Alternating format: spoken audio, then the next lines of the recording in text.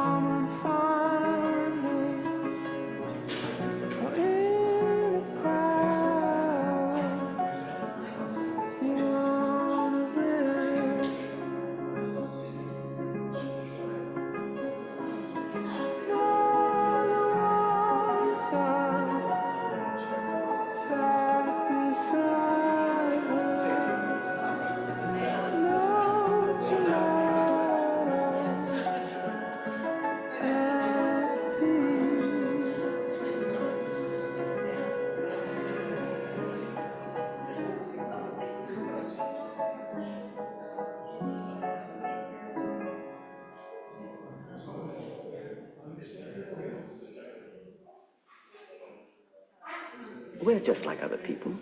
We love to sing, we love to dance, we admire beautiful women. We're human, and sometimes very human.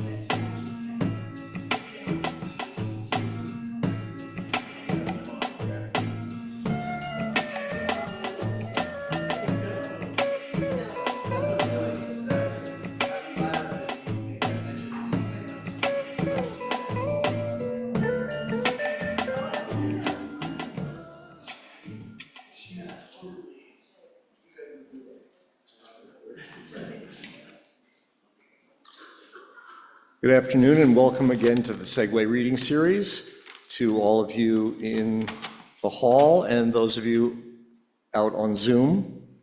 Our first reader tonight is Antoinette Cooper, and she has a new book which you can look at but isn't yet for sale, which is an odd moment, but that's where we are, and the book is actually fabulous, so I encourage you to take a look at it and think about contacting her publisher for the book when it does come out. As the necessities of a more direct political action have emerged in the beginning of the 21st century, transparency has surprised us with its demands to look directly at the world. Or, as Antoinette Cooper says in her new book, Unruly, I have never had any intention of writing a book with so much transparency. She had not imagined her work could even be public, since she inhabited what she termed a colonized body. In language and narratives that she, quote, carried around like an albatross, she felt that the system blamed her for her illness and for her pain. As the work of her poetry progresses, she finds her anger, first in being blamed for her illness, and then at the larger condition of Black people in America. Quote, beyond my individual body, there was a collective Black body and an ancestral body present to a fear in a field that signaled to my body the presence of danger. Here her understanding of medicine and politics merges, revealing a poetry where, quote, the body has language. The way her body's language appears in fragments is addressed by poetry, which is where I'd suggest, and Cooper agrees, fragmentation is most effectively dealt with, and then revealed at another level in the wholeness of her short narratives, bringing together the language of beauty and brutality. Cooper's poetry reads through a series of linked metaphors where her jewelry, quote, bangles that feel so much like chains stand for slavery, so her work extends beyond race to gender, and then beyond gender to her, quote, scars into testimony. Unruly engraves how survival operates in the DNA of a Black woman in multiple frames and styles. I am honored to introduce the work and person of Antoinette Cooper.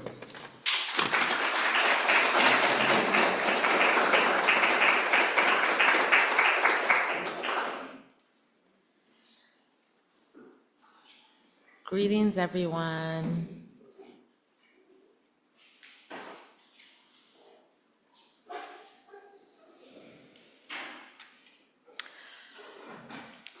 Okay, so I want to begin by sharing that my work is not performance, but ceremony. And because my work explores the wound, and the wound is often in an area where we don't speak about those things, then my work also requires consent. And so I want to share that with you all before I go deep into the work. Okay, thank you.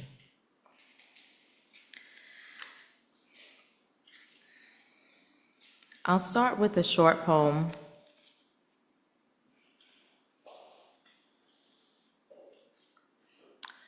titled Hymnal.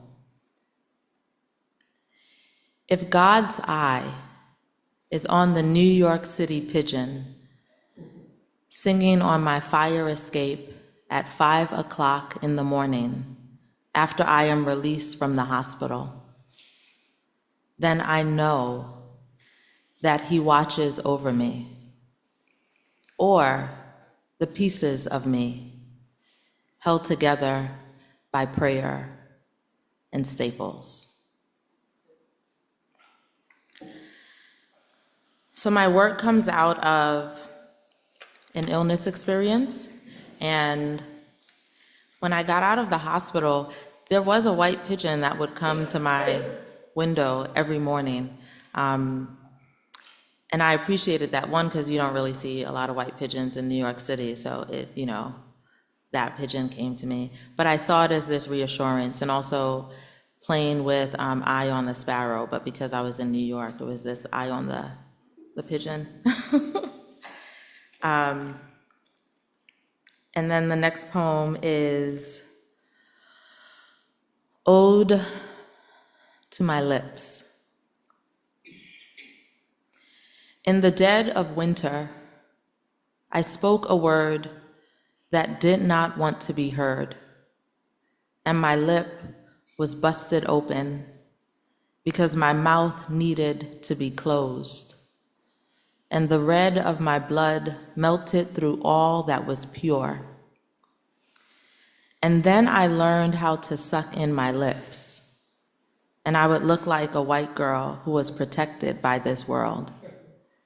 My long hair was made of a 100% cotton towel I would flip while standing in front of the mirror to hide the curl of my kink. I was starting to accept my own invisibility when I found red lipstick, but the boys laughed, said I looked like a clown because my lips were too full of themselves. My first kiss was the back of a hand, and my lips would always pout because they were swollen from too much truth. Yet still, I will never understand silence.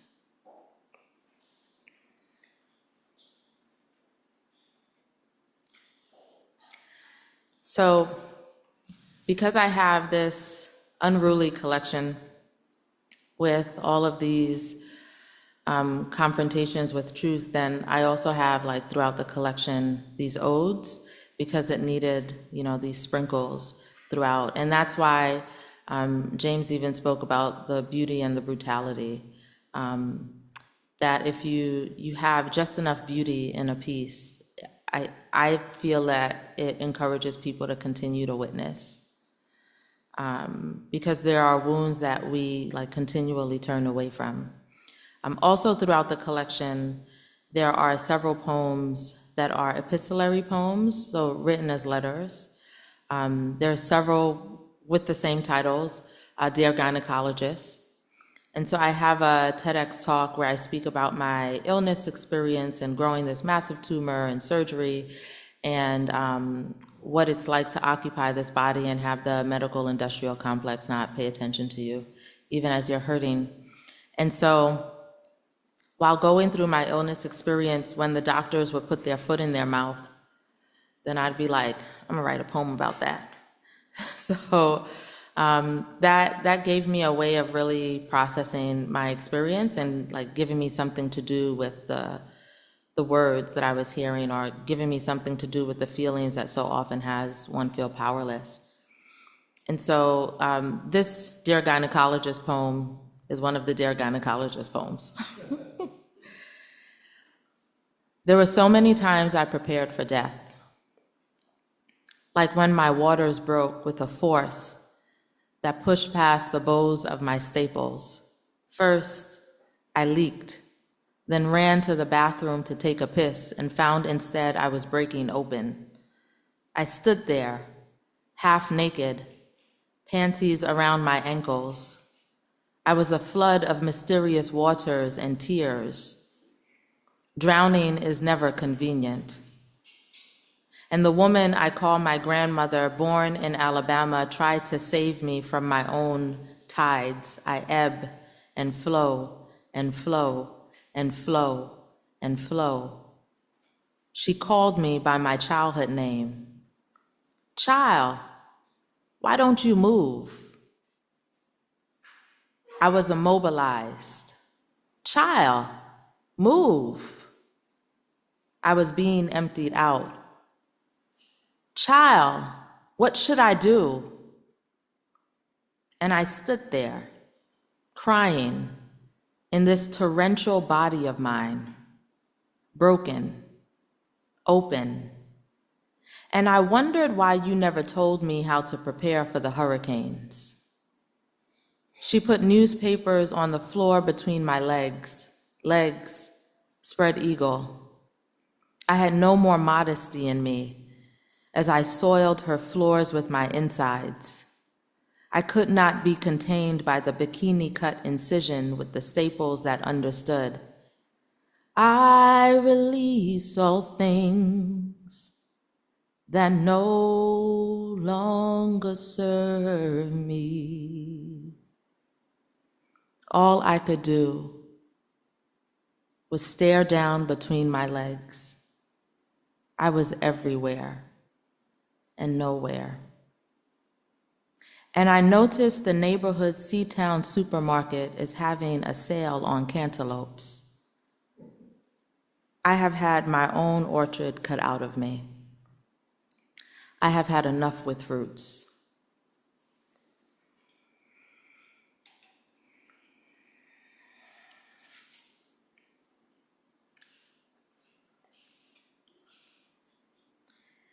It's so interesting to notice the spaces in between poems, and also like to notice the spaces in between poems for poems that don't call for applause as well, because like to tell that story, how do you meet it, you know? And to just feel the awkwardness of that. I remember visiting the slave dungeons in Ghana, and there are certain experiences that require new language or new ways of communing. And when I had come out of the dungeon, someone said, "Did you enjoy it?" I was just like, enjoy it? I think I just looked at them like, what? I glitched. You just, I didn't know what to do. And so like those kind of experiences, which I call really exploring the underworld, like those kind of underworld experiences, like we don't know how to meet them. And so, yeah, I just wanted to say that. And considering that, like, there are experiences we don't know how to meet, this is a poem about not knowing how to meet certain things. And so through my illness experience, I lost a lot of weight. I mean, there's already like not a lot there of me, but like I lost even more weight than where I am now. And so it was clear that it was noticeable that something was different about me. And we feel compelled to ask. But even though we feel compelled to ask, we don't know how to meet what comes up. And so often we ask and we expect the platitude, like, oh, I'm okay, I'm fine. And I don't do platitudes.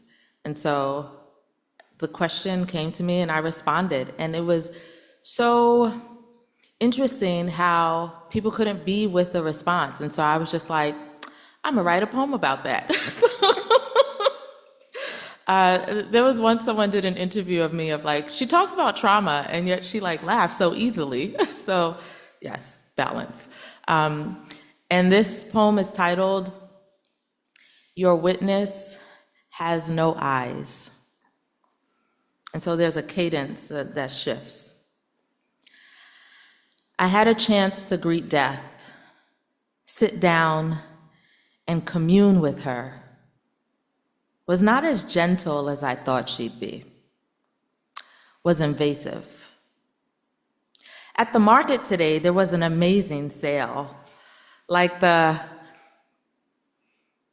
memory you convinced yourself you had forgotten, or the secret never meant for your ears, yet it was yours, even when you tried to give it away.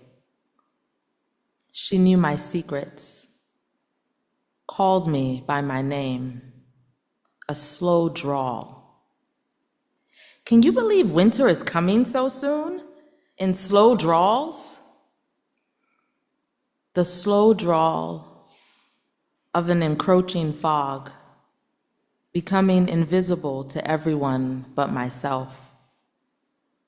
Press my wet palm against my breast, to feel life still cycling through me, and finding little comfort in my solitary hand.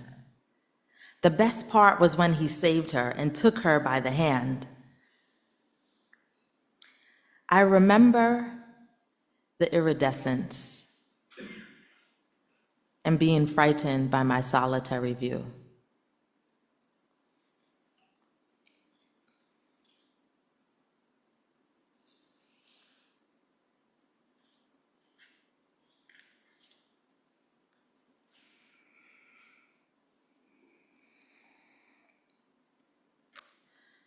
Through my illness experience and my proximity to death, my way of writing expanded to include other voices. When the veil is really thin, then you get present to the presence of other voices.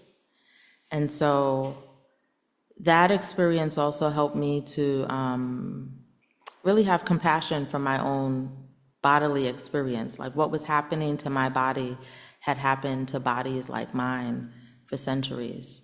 And those stories had never been witnessed because this world hasn't had capacity to witness those stories. And so I became a yes to telling those stories. And there's the mothers of gynecology. I taught for over 20 years, so I'm gonna do a quick lesson right now. So, hands if you've heard about the mothers of gynecology. Okay. And so I'll give a little context first so that you can have a deeper appreciation for the poem, because that's all part of the witness. So the field of gynecology, hands if you know about gynecology, what it is. Okay, cool. We have a good starting point. So gynecology, you know, checking the lady parts in the doctor's office. So gynecology, there's someone known as the father of gynecology, like, you know, that before him there was no gynecological profession. What is missing, though, through erasure is that the person known as the father of gynecology developed in that field by experimenting on Black women's bodies. It was during the times of enslavement. So agency, consent, permission, none of those things were really factored in. And so the bodies that he performed experimentation on were given to him. And so there have been statues and all of this recognition about him as the father of gynecology. And to share history in a way that takes people out of the margins and centers them, then one of the way of doing that within language is to call the women that he experimented on as the mothers of gynecology, to honor their bodies. The vast majority of them were not named, but there were 3 women that were named in his documentation of how much fun he was having experimenting on Black women's bodies. And so this poem is titled, "The Mothers Are on My Tongue." And there's also a dedication to this poem, because there are some stories I don't know how to tell. And so the way I could honor that particular story from Mary Turner, who was lynched, I honored her with presence, but I don't know how to tell her story.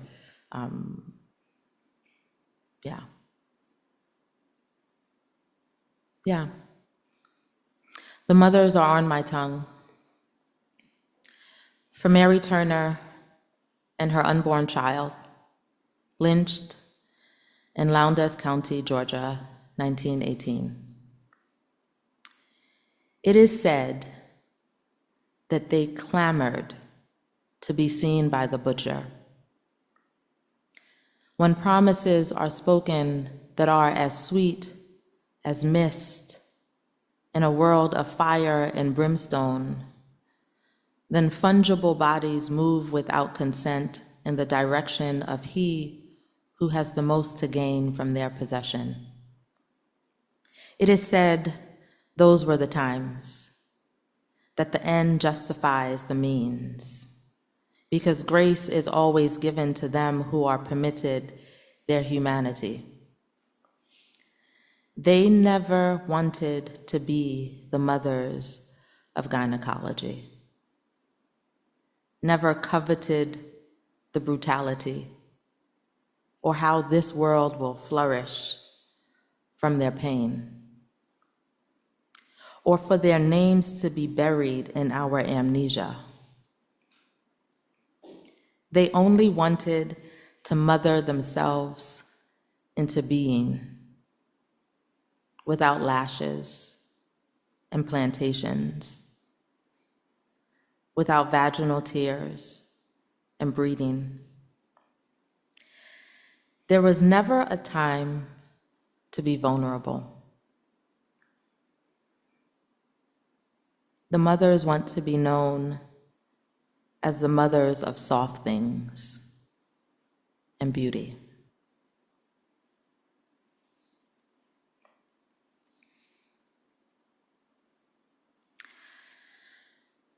One of the mothers, her name is Lucy.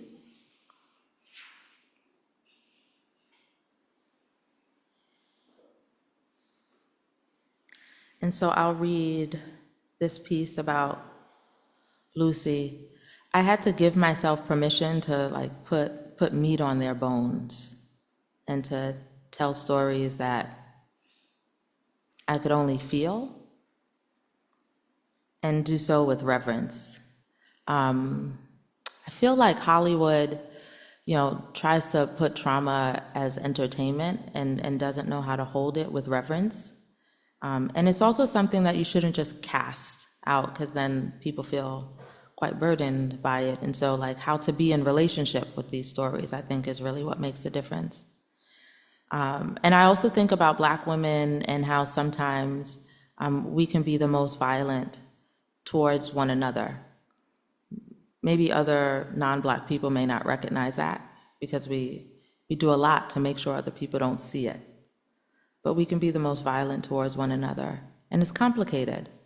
And so that's what this really looks at, some of the origin of that, because as I call him the butcher, you can look up his name if you want to, but I'll just call him the butcher. So the butcher would, because the sounds that would escape from these women's mouths, because he was experimenting on them without anesthesia, it was too hard for other people to stay. And so when he needed help, he had to train the women to help him commit violence to the other women until it was their turn. And so they had to be the nurses, or they had to hold one another down. And so I feel like that's in the DNA as well. And even though we might love each other, we also have been trained well to support violence. And so Lucy, there was sweat on my brow, mixed in with matted hair. You'll need to unlock your iPhone first. Come through, Lucy. Anyway. Okay, stop Siri. Let's start over with Lucy, not Siri. Okay, Lucy. There was sweat on my brow, mixed in with matted hair and the exasperation of continued breath. Even though I was ready to meet the maker I was too wary to call for. They press me down until their flesh becomes my flesh, and we can no longer tell who is the one being harmed or doing the harming. Black on black on black on black. We are surviving and dying in the same breath. We share each other in respiration. When I stop breathing, they pound on my breast to call me back into this skin. I cannot escape this flesh. Their hands are skillful in how they simultaneously give life and take it away. They cannot bear being left behind without me. My heart pumps. This is how I am loved. I am home in their arms as they lay me down on the coldness of our surgical table. It is my turn for the knife. We have all been trained well in how our bondage, and I have nursed for them.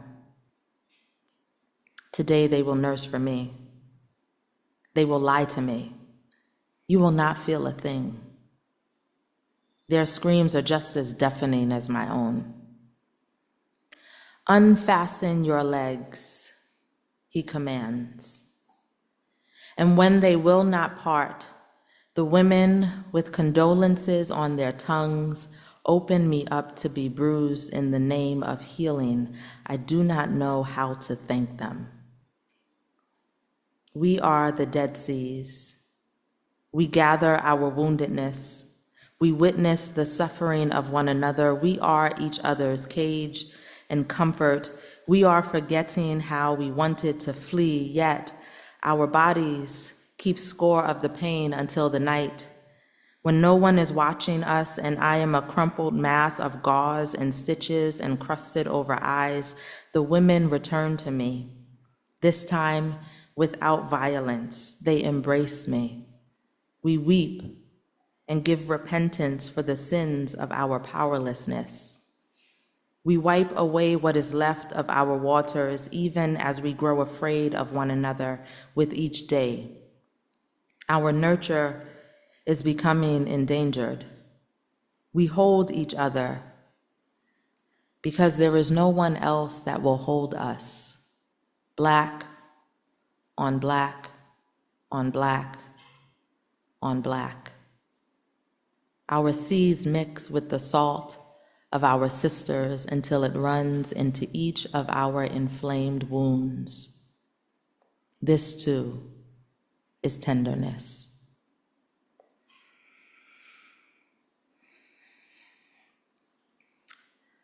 I'll end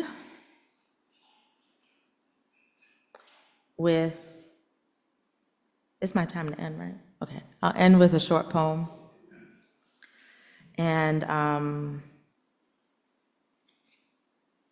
before the ending, just to give context to how I write, there was someone once that said, "Do you write about anything happy?"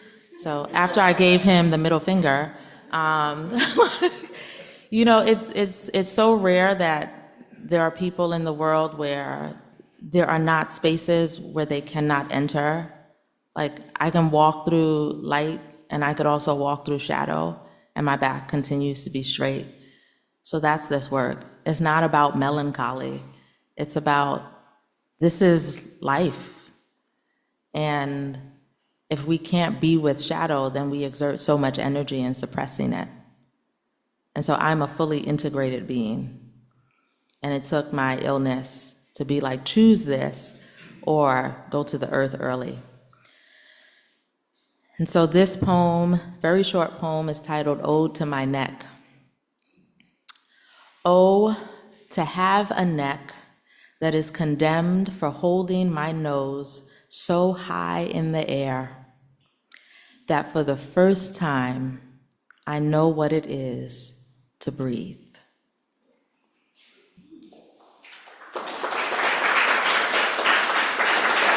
Thank you.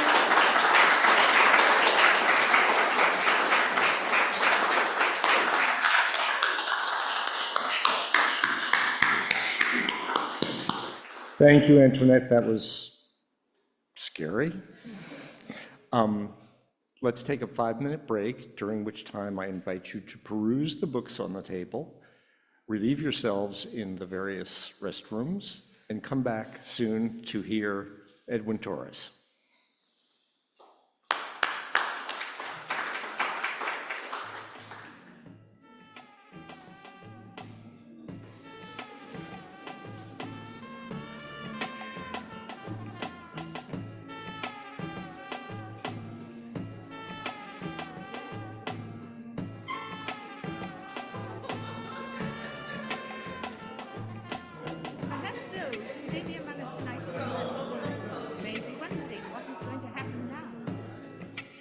Necessary for the minds and souls of us all.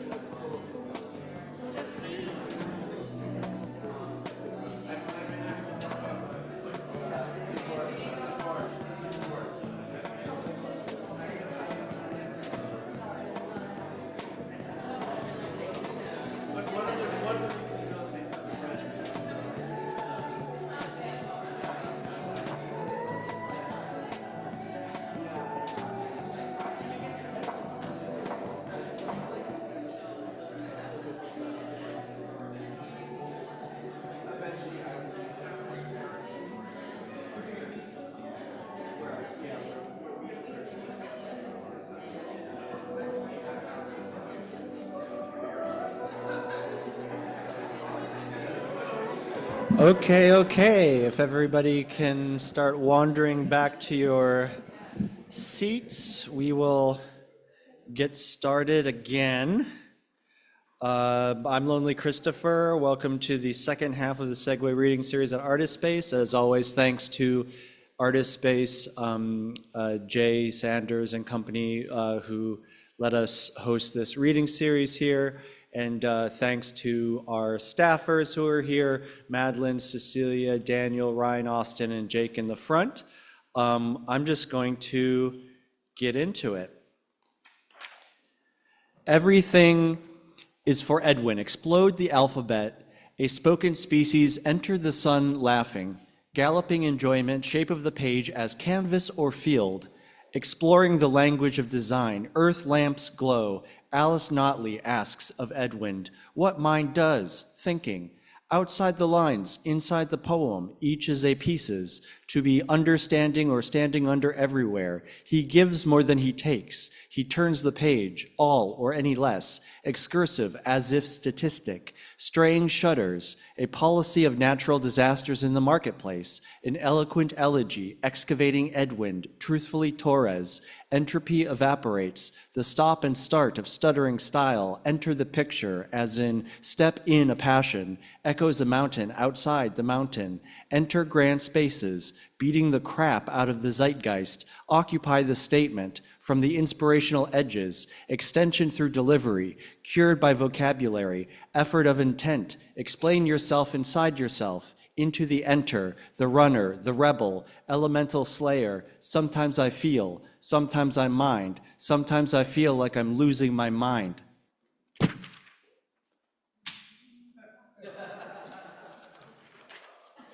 Dancing poet, dog is dog. Does language create us? Because my little dog knows me, dodging between desultory differences, the design of language, strictures of possible restructuring, days of sight and sound. Do it for me. Thank you for letting me fall in love, digging into the danger zone, the metaphysical fiasco. Did I define life? Is doing was to be? And here the singer sings of power, the circumstance of delicate cognition, above the machinery of the visible, equal to leaving things, left with parts of words, disappearing across a torn expanse. Connect, look with how. Communication is mistranslation, molten definitions deflating defenses, my recorders resisting decay, the lowest unknowable that brings us home, dimensional respacing, to draw, to chime, to destroy. Does the organism contain itself? I don't need to know so much about you. I do impossible very well. Divergence of our chosen consequence. Crimes were committed with every sentence, every day.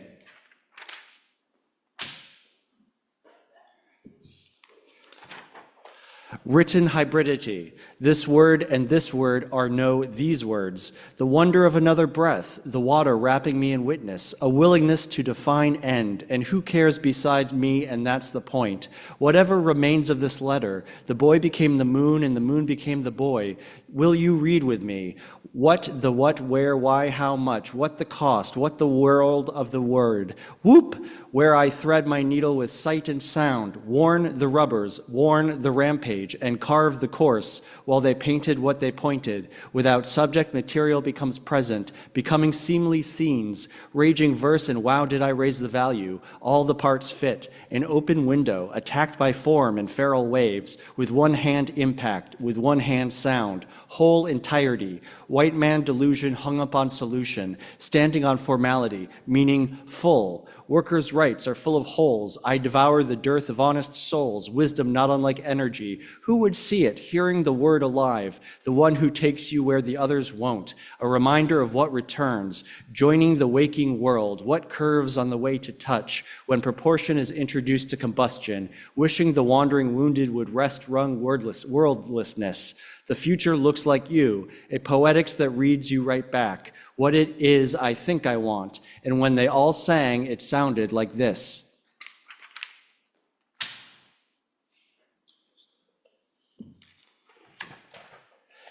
Impresario the Edwin. Most recently, he helmed the series Process, Yes, Process at the Bowery Poetry Club, a multidisciplinary limited performance series where dancers collaborated with poets, with musicians, with performers in a vibrational retracing and exploration of the generative act. This was not his first rodeo.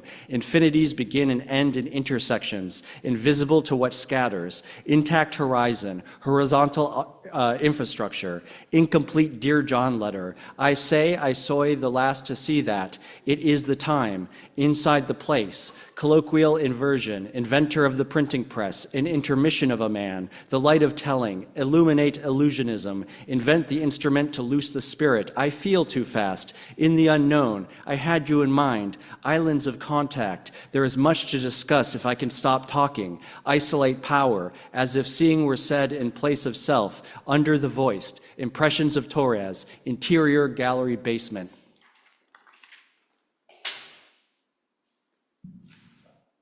New fusion in an old world. Never say never, but note it now. A manifesto of destiny, alive in versified sling, a newly discovered planet. No safe journeys, now here, now there. Knows the names of things, how color changes color to see sky. The sound captured in angles is angelic. New nativity isn't naive. Never did I mention how they all tried to become each other at the point of its turn. These are telling works of text and notion, now total, now gone. gone, a bite out of capacity, level the field that heals, no mas, no lingo baba balloon, in the nada, to make your twist mean something, the need for difficulty. The poet is visualized, he is technicolor, he is inveterately interactive, full of blood and bones and ocean water. He is from Nuyorican Poets Cafe, he is from the Poetry Project, he is from the language movement, he's from the Bronx.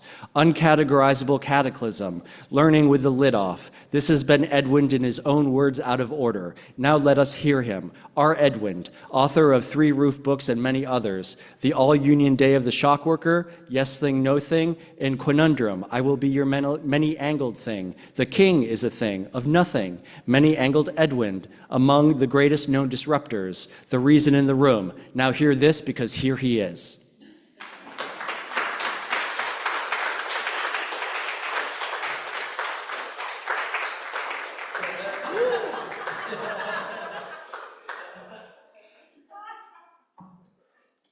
That's it. That's the poem. Thank you. That was lovely. One quick change.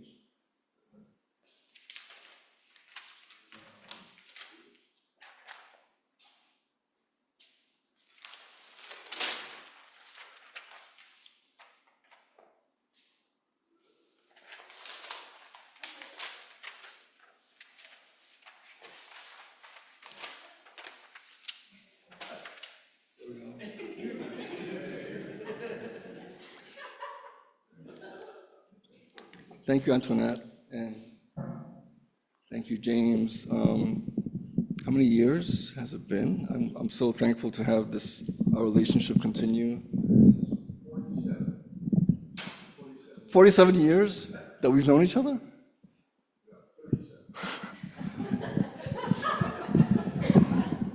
Anyway. Got it. This thing is not, okay. I should know how to do these things.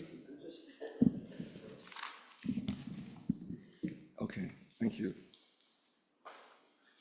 Mostly new work. I might have one older piece, but this is my favorite thing to do, to just share space and air and words with the world, with you. So I don't take this for granted, so I appreciate your coming here. Okay. I'm not reading all this, I'm just putting it out of order.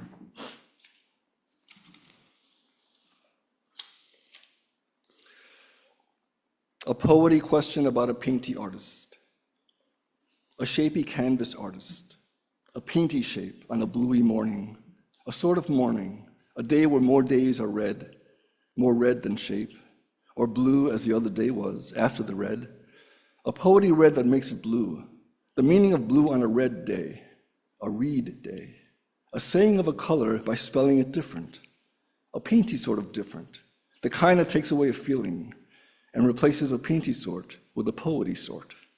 A painty artist that shapes a color into a question. What makes blue? What makes reed? What makes sad? When does a question become one? When do you walk inside become one? What is giant about a size you can't paint? What is poety size? A sort of size that can't morning, a dip into color that can't question, a sort of world. When are you too big to shape a painty world? Too loud to swim in waters you were never given, too old in your giant size, too polite in the manner of slow things, too big for a page. When did the poety become the page? When did the painty become the poety? Is poety different? A sort of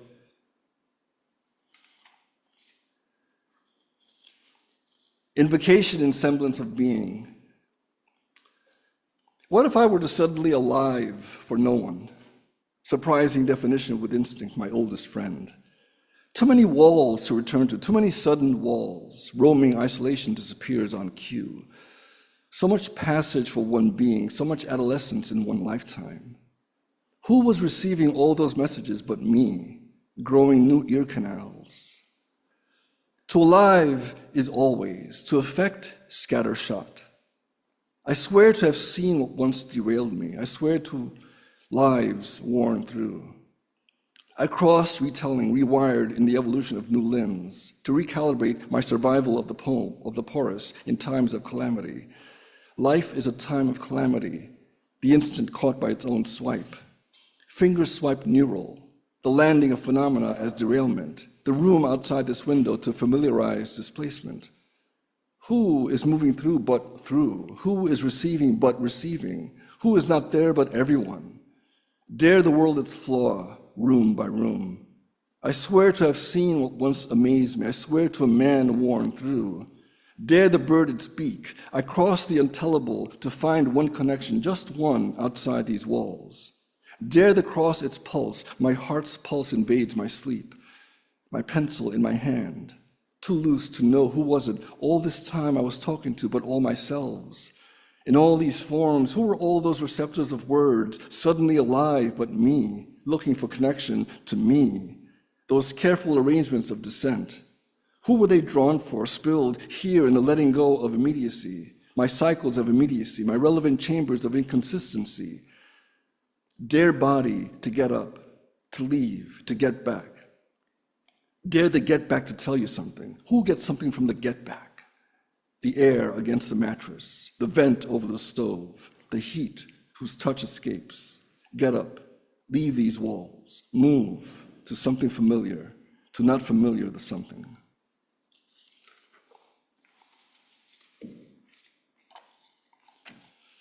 The acrobat's last meal. Once you're given the opening to encounter negative space in proportion to positive space, a new balance is born, a calm out of kinetic obstruction. Your gift to become the obstruction, to resonate in the steady.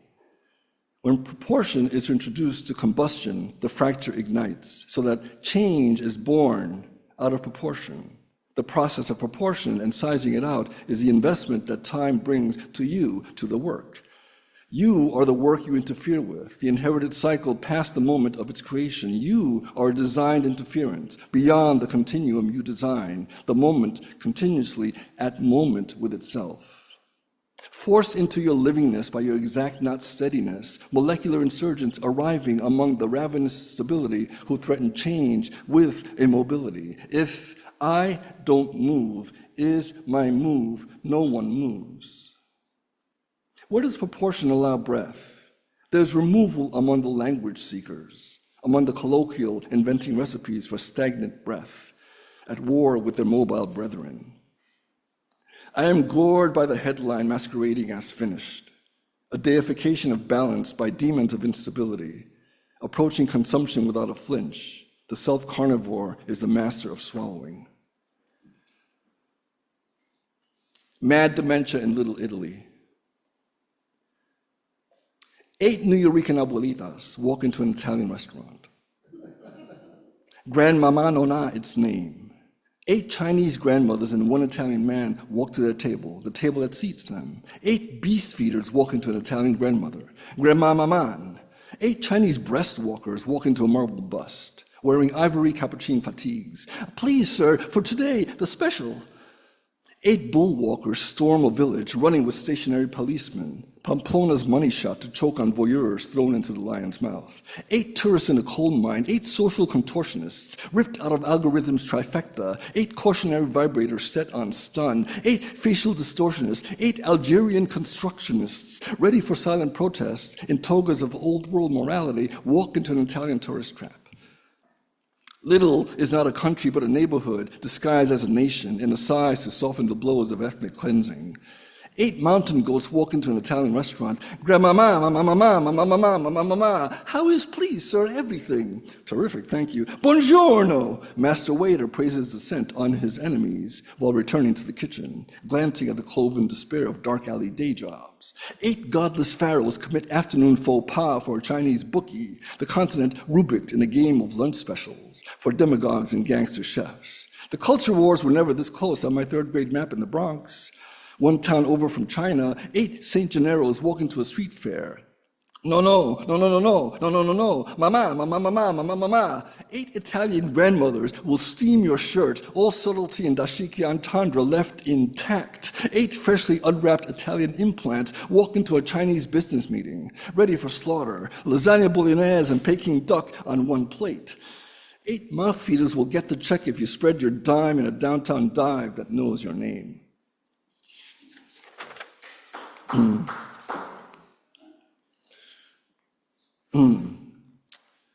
You work hard, treat yourself deserving. If I whisper into your ear, as you fall asleep, the thing you know I love to say, do not worry that what I say will become permanent to the inside of your ear. If my hand should roam while yours invites, do not pretend that how you move will somehow lower my expectations to the inside of your ear. If hours pass and still the memory of that thing you do or did or want is lodged, while mine ignites, breathe as I to the inside of your ear. Requisite beauty. I lose myself playing the dark, for a glare at worms, beauty devoured as dirt. Before losing the game, I played a game. It reminded me how I used to have fun, getting lost in what I was told was beauty if I hadn't seen beauty with my own game. I came across this globe over these many years to search for what I was given, what I had been in the gyration of this earth, this lifetime called worm. I traveled these years, taking time to unravel my open spears, my listening at odds with my digging. I wrote a game I played, something I knew in my crackled voice, a revealing that faced me in my glass, hand-tooled by my son. I was beauty in his eyes, tall beauty for him, what he saw I had been before I found him. He found me before I knew I was to be found, before I came across this globe, underneath the ground, a worm for my son, whose requisite beauty unearthed mine.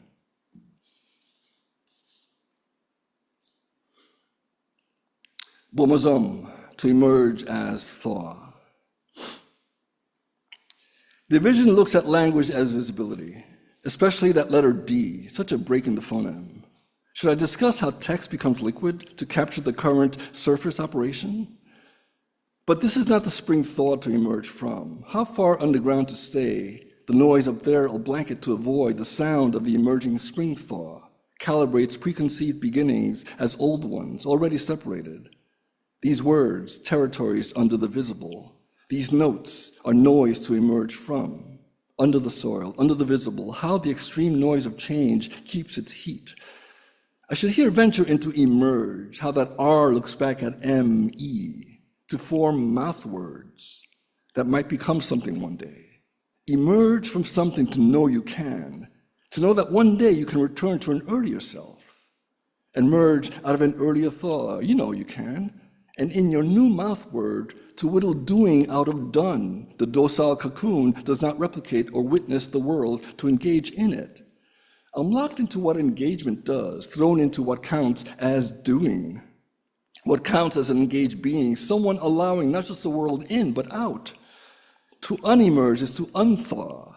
How difficult a world, first of all, to unlet what holds in, to note what thaws in this world back into your thaw. Note, this is not their world, but a world. Proverb encounters feel notes at the border of sinew and affect. Pronoun encounters engagement at the checkout line. How lineage keeps appearing as surface in this thaw. Note, if there was a visual to support my feel for that combination of SRFC, I would conjure for you some vision of dystopias, but writing is all I have during this part of my world. Note, this reference to someone real, affected by something real, as if culture could remain cataclysmic in nostalgia. What is a dystopian reference to dystopias gone by, but writing among our wedged interlopers, our mirror selves, the weeds we back onto or lock into, the mirror weeds to purpose? What are myriad mirrors to purpose? These notes have taken a turn. I should here venture into equation. How humans are hybrid affirmations of what can't be explained in one form. As another becomes divergent, enter handheld light-emitting reading surface as photosynthesis of labor force, the non-page life script we can't help but finger. Pulled back, shall we, from the carbon footprint of all this space, from thought to implied thought, the poems jump from line to line. Rendered ideation as blocked territory. What happens when you can't indent from the edge to isolate your stanzas, the charged mess that rises from your form, the one you envisioned on a page you envisioned and controlled by your vision, to be seen by someone else's? To enter someone's edge as your own, to be marginalized with no punctuation, empty punctuation, dared to be reasoned with by the surface reader, beckoned by the visible reader, still buried under the page. Note, I've mentioned the other page to jump to see what I get out of it.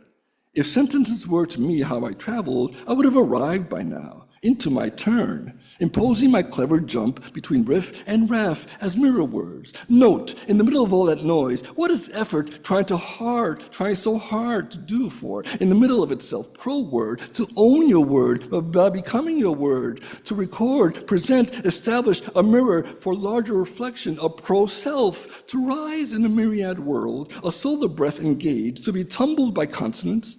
Is that where to join in? Note question mark at end of question punk. How pure in form to be labeled obscure by the shelving of free zones, the shivering of ozone, seared into retina, mirror pro-self, the gas obviosity, a napalm biscuit. How the seller's coat affects the pool engaged, spring noise, a skin-torn tank, and here applause for the SKN before those heavy T's, skin-torn tank, alloyed metal wash, of rendered solitude, a biscuit for the grifter. These notes, these field notes, taken during or time, or leave, or die through crumbling edifice, or take, or singe what was born already of semblance, to gash as certain skies, certainly or, to certain or of, by existing the watch of its rumbled hypersonic.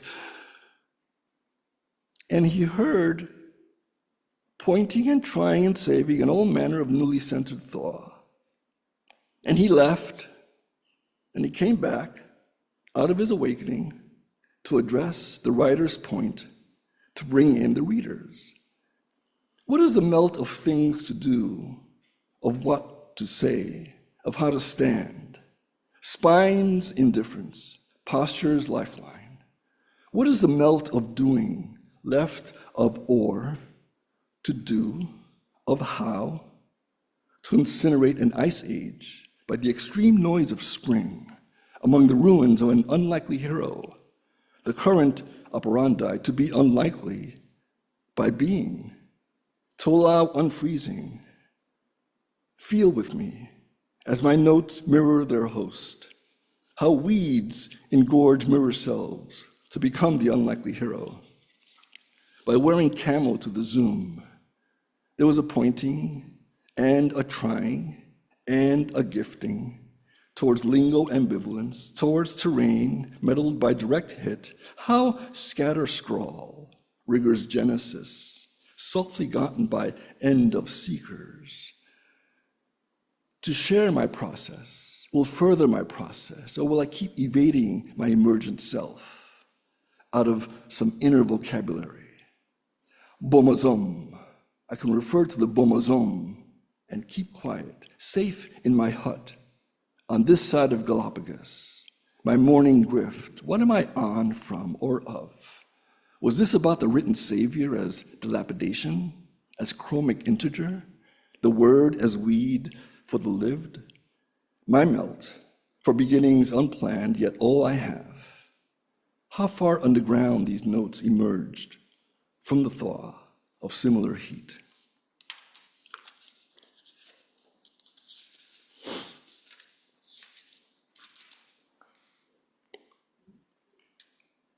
Nomino domino. Now, in the days of fluidity, and los días de fluidez, it's harder to tell what is and isn't. Lo que es no es, like language, be man, como lenguaje ser humanaje, and he, white, noise, ser blanco, ser ruido, invisible hombre, hombre invisible, or else take the example and make it the loop. El aso como el hace, like nom de plume becomes speech do free. Look at zong and how it boat. Como barco ser zong, you see book be song like me for me, ves libro ser canción como si por yes. Harder to tell these days, más difícil, who is and isn't, quien es o no es gringo. No, what I mean, the way lingo flat used to be globe. Como forma como lingo era plana será mundo de balungo. Amigo green, now swipe. Amigo verde, ahora swipe. Jihad at night and sun jihad, solo jihad. Look at mom be dad, how cute. Ver papa, ser mama, que rad. Don't mind, no me importa changing thing, cosa for word, palabra. Just wish desearía could see, podía ver without noise, sin ruido, or me, or yo, get in way.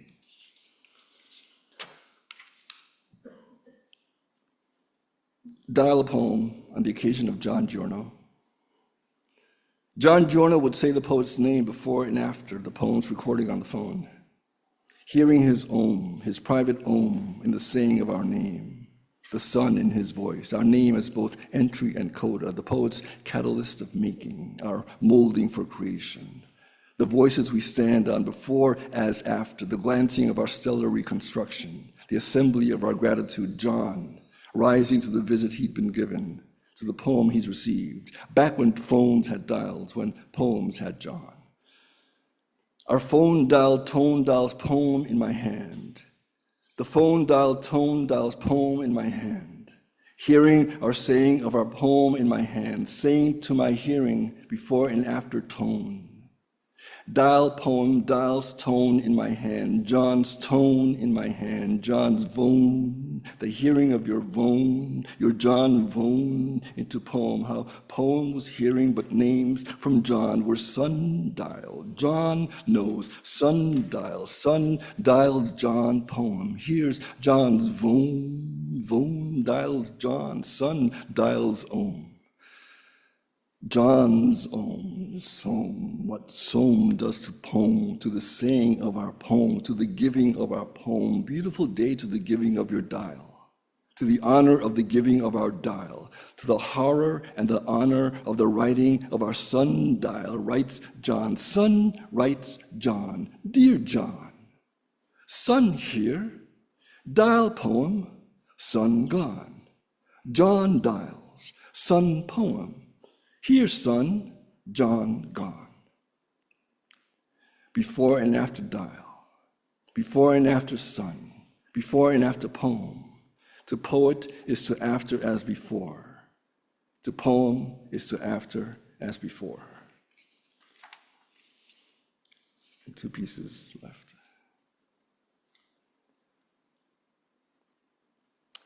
Of specters irradiance. To the speciate, the irregular spawn. Take a look at me, glued to the radiant immortal. Our view to the center, embolism to the hold, generates the interior swim, what the important parts of us want to say, to imply depth while looking at undepth, to imagine movement as dimension, to travel in more directions than the one presented, our interior ability, to immortal the unmortal we can't see, a living unsee in progress, the self-sight of a species, mesmerized by self-science, to self-trance, to unspecies until we say so. And this piece was written for the Newburgh-colored burial ground, New York. Did you in your long life leave any wonder behind?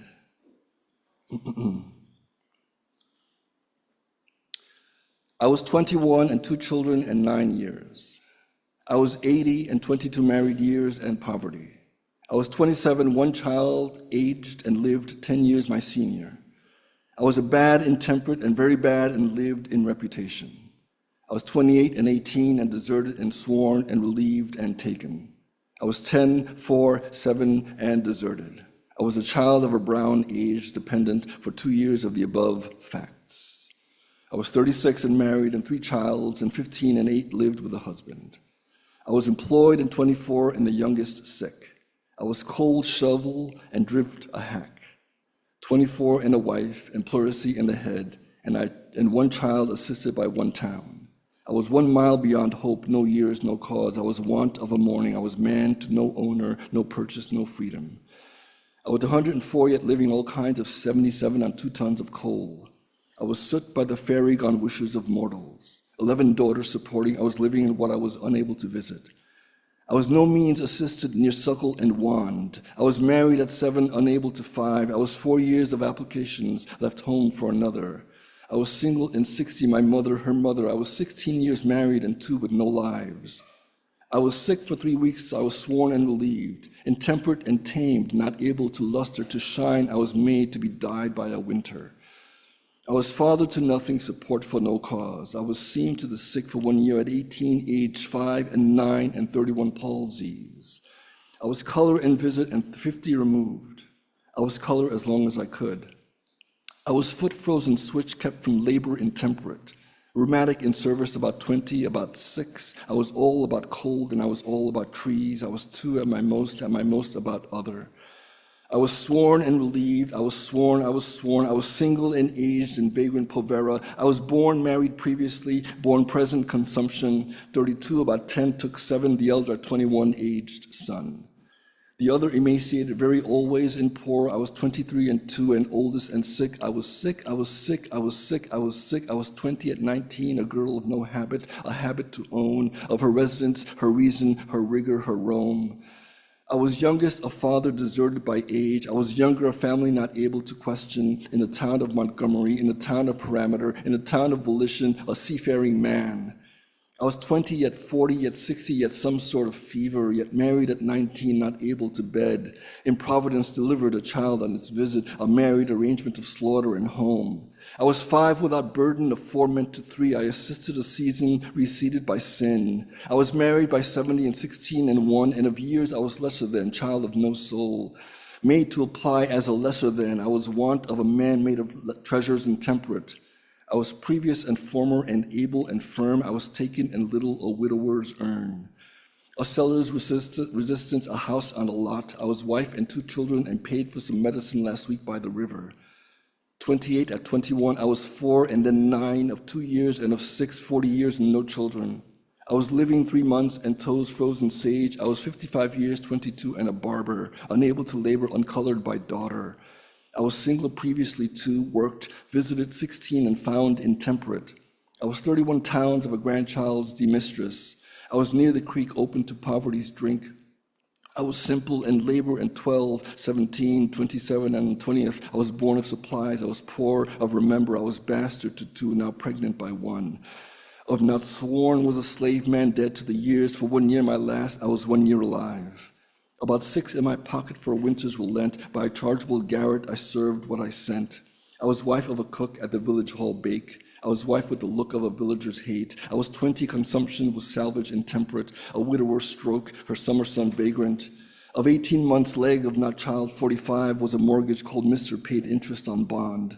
10 years and beg him his grandfather John, and no name was no difference for the offer gone past. I was forest in theft, gave provisions to last. A blacksmith by trade, 1 of 3 could not tell, any town of assistance of age where they fell.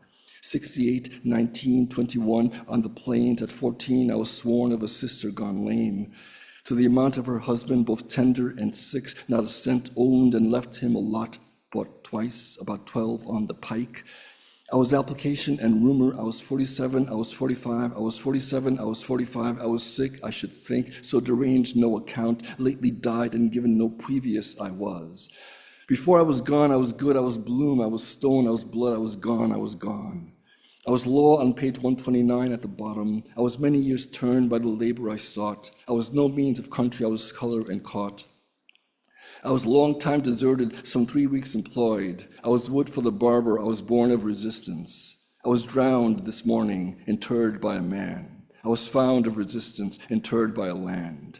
Interred by indifference, interred by a mind. I was punished and 20, I was waiter and kind. Thank you.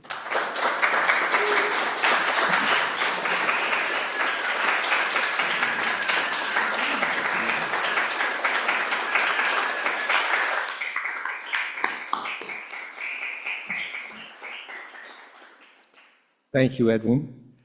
Now we're going to take a 2-week break because of the way the calendar falls, and we'll be back on January 4th with roof author Evelyn Riley and a new voice, Mohammed Zenia. I hope we'll see you all here. And one more round of applause for our poets today.